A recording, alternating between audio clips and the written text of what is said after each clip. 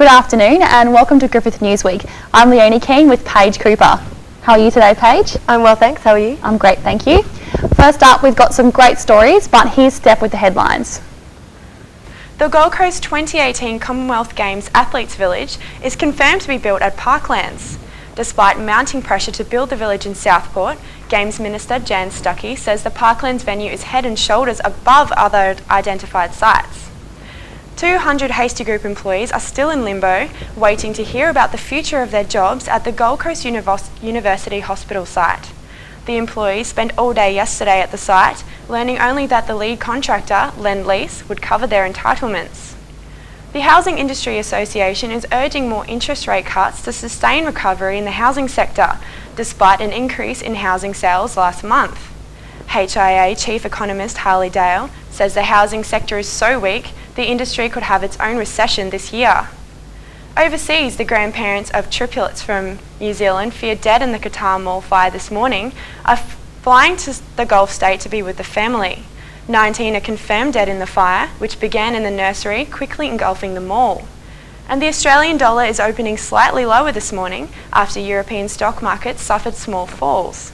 And in sport, the Titans are set to extend Aidan Caesar's 2-year deal after the young gun's outstanding start to his NRL career. And it was on this day in 1953, New Zealand's Edmund Hillary became the first explorer to reach the summit of Mount Everest. And that's the news this morning.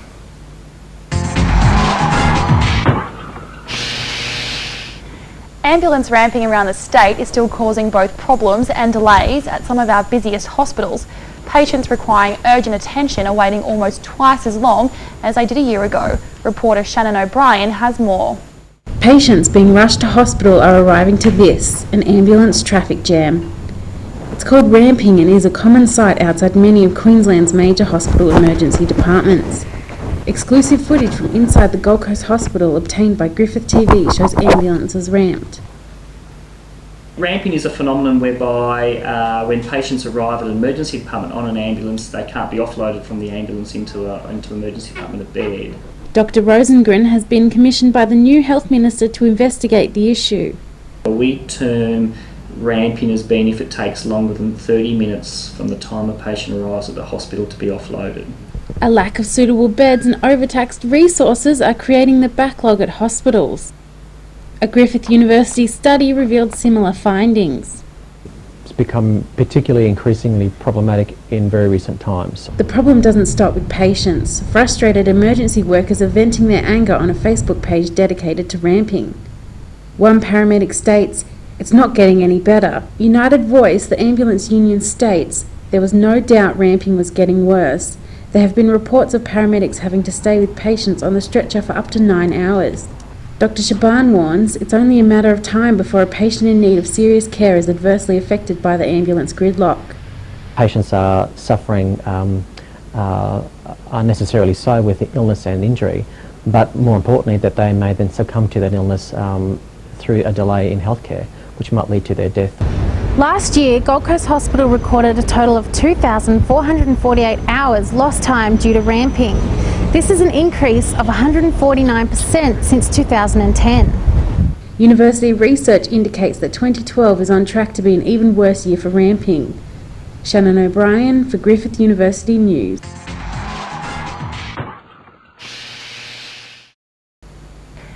Well, it seems to be a problem that's affecting a lot of people, paramedics, nurses, people waiting for service in a hospital. Yeah, 9 hours. I definitely wouldn't want to be waiting that long. No, it's a long time, especially if you need help and, if you're in serious trouble with an injury or an illness. Exactly. It's quite worrying, actually. I hope they improve the system very soon. Let's hope the new Gold Coast Hospital that's being built across the road from the university can provide better service for everyone. Definitely, I hope so. Well, studying abroad can be an exciting and rewarding experience, but for many international students who choose Australia to earn their degrees, it certainly doesn't come without its challenges and its price tags. Lisa Banks investigates. Perhaps the biggest obstacle of all is the difficulty and limits of finding a part-time job. Students are forced to take on large amounts of debt or sometimes seek illegal work as a way of funding their studies. The cost of studying here is pretty expensive considering the difference in the dollar from back home in Canada compared to here. I've spent maybe $5,000 more than I anticipated, just because of the difference in the dollar. Around 70% of all education arrivals to Australia are short-term, with a stay of less than 12 months. This figure may be closely linked with the high price tag associated with obtaining a degree in this country. With a growing economy, high cost of living, and expensive tuition fees, it is possible that Australia could virtually outprice itself from the competition of overseas students. Our numbers of international students have dropped as the Australian dollar's stayed strong. So I think students are looking at where they're getting best value for money and considering some other countries. The next few years will certainly indicate whether or not students will choose other overseas destinations to get their degrees or take their chances in Australia and ask, do you want fries with that? For Griffith University News, I'm Lisa Banks. Well, you're already poor enough being a uni student, so imagine going overseas and still having to borrow money off your parents just to get by. I know, I mean, I'm living on 2-minute noodles. I can't imagine what our poor international students are doing. No, we're lucky enough we've got, the help of the government, but, they're borrowing even more money once they get over here, so. Well, I don't want the Australian dollar to go down anymore, but it seems that if that's the case, we might be losing a big market of our students that are coming to our universities. Exactly, and now to another international story. Australia's $15 billion international student market is under threat. It's facing problems not only from a high Australian dollar, but also fierce overseas competition. We go to Kevin Shu with the latest.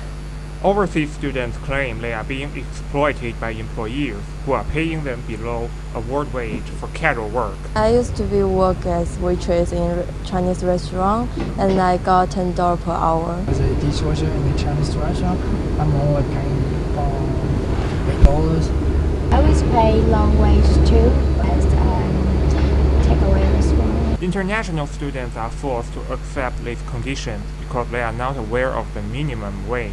My friend told me $10 to $20 is the range.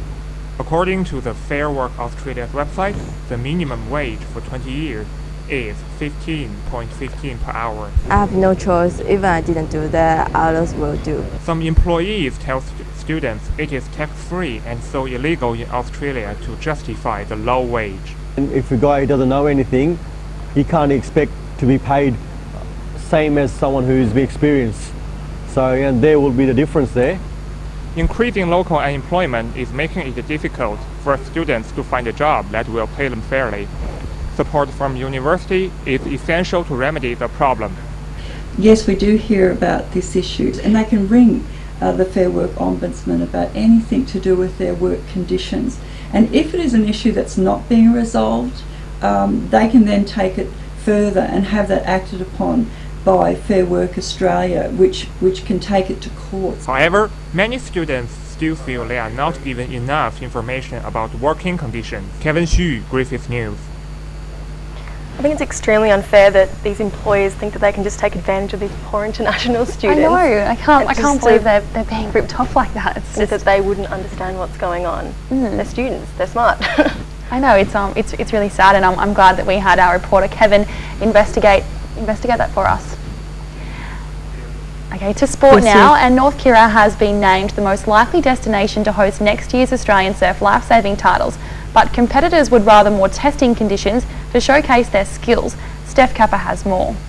His titles are moved to Kira following the death of 14-year-old Matthew Barclay, and rumours say it will be held there next year. The Kira community is well prepared for another boost to their economy. That's if it's even held there. It'd be great, especially if we know that it's coming here. We're more prepared. Have extra staff on, it'd be good. I think it'll be great for the area because it's such a quiet area and no one really knows about it. It can do with the income boost. And that income boost will definitely be benefited by local hotels. You've got entire surf lifesaving clubs that want to book out entire buildings, and I think that's been happening all down the coast here. But surf lifesaving athletes disagree with this choice of location and the unchallenging conditions. I'm a little bit disappointed, to be honest. It's pretty flat conditions and it doesn't really test our lifesaving skills. Although Kira offers safety, competitors prefer Burleigh as the best location to stage the iconic event. So you've got a variety of different conditions and the two headlands really protect the area.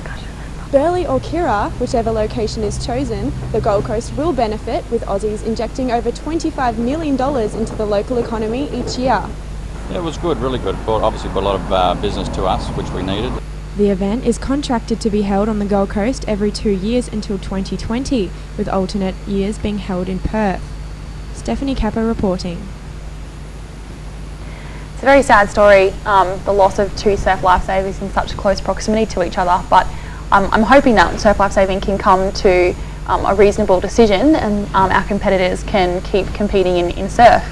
Well, exactly, and somewhere that will test their skills, because that's what they do every day. You know, they train to save people's lives in whatever conditions are put in front of them. So, you know, Kira or Burleigh, as long as it's on the Gold Coast, it'll inject $25 million into the economy. So let's hope that it stays on the Gold Coast.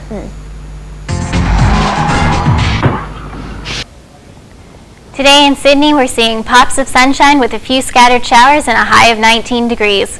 It won't be a nice day in Melbourne with grey skies and showers throughout the day and a chilly high of 16 degrees.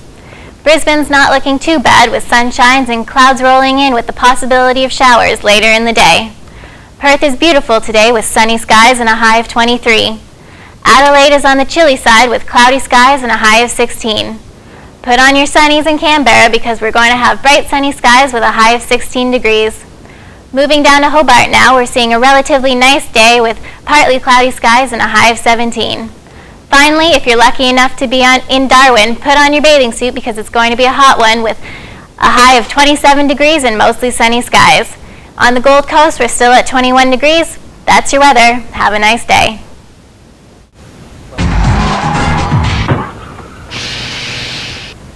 Well, countless volunteers, parents and athletes unite every week at Special Olympics programs across Queensland. Younger athletes will now have a chance to represent their state at the Junior National Games in Newcastle. Dennis Walker spent the day with the Little Champs.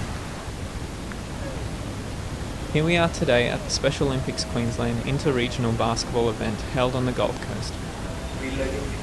With a total of 140 athletes representing 8 different regions, the day is set to be huge.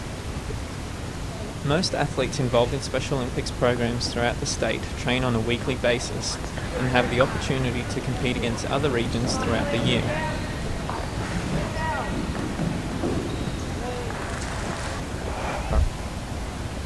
Dedicated volunteers put in many hours at weekend events and weekly training sessions to provide a number of sports for athletes with intellectual disabilities.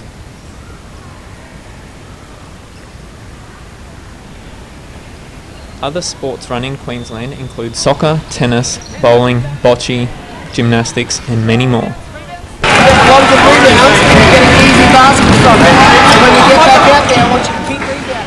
The volunteer coaches commit endless hours into training, inspiring and pushing their athletes to reach their personal best. Are you winning? Yep. Are you scoring? Yep. Just give me a thumbs up. Oh, there were some very special little kids there having a great time, and their basketball skills were much better than mine. I think so. I think it's great they've got programs like that for those children. They look like having a great time. Well, that's all we've got time for today, but thanks for joining us on Griffith Uni News Week.